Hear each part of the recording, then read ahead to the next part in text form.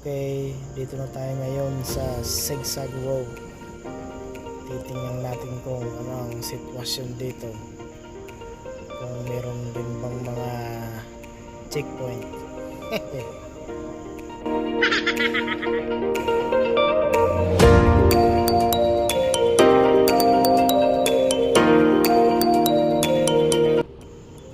Noong December, marami akong nakita dito ng mga bata naghihingi ng mga barya-barya, bata at matanda. Nakakatuwa din sila, nakakatuwa na maaawa ka rin. Siyempre ganoon talaga ang buhay, hindi natin kayang bigyan lahat. Kaya lang, nautan lang natin. So mahirap din dito basta ka na lang titigil, kasi palusong, kaahon, mahirap na titigil ka tapos gugulong yung motor mo, abante. Siguro may time na medyo maganda-ganda yung mga parkingan, pwedeng mabigyan talaga yung iba, kahit barya-barya lang ba, at least meron.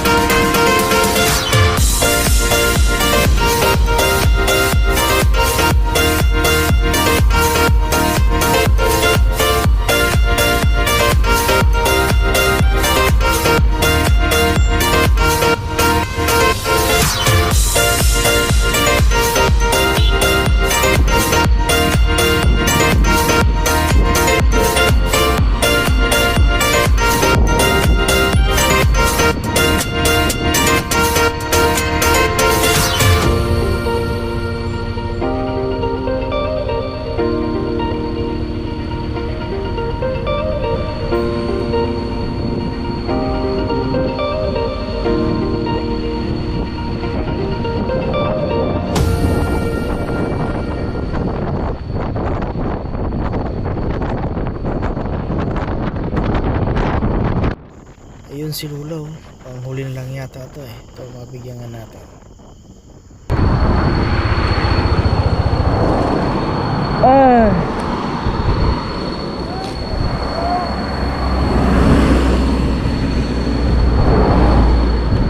Si Lula.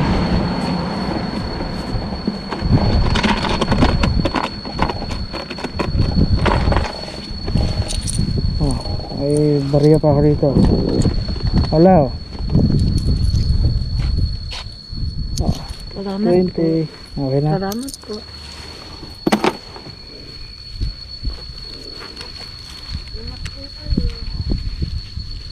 Okay.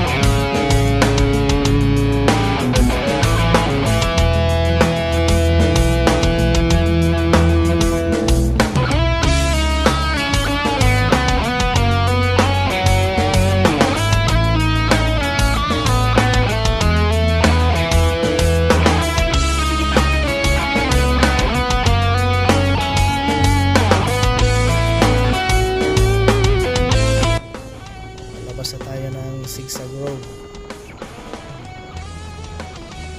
Ay nako, kala ko may checkpoint.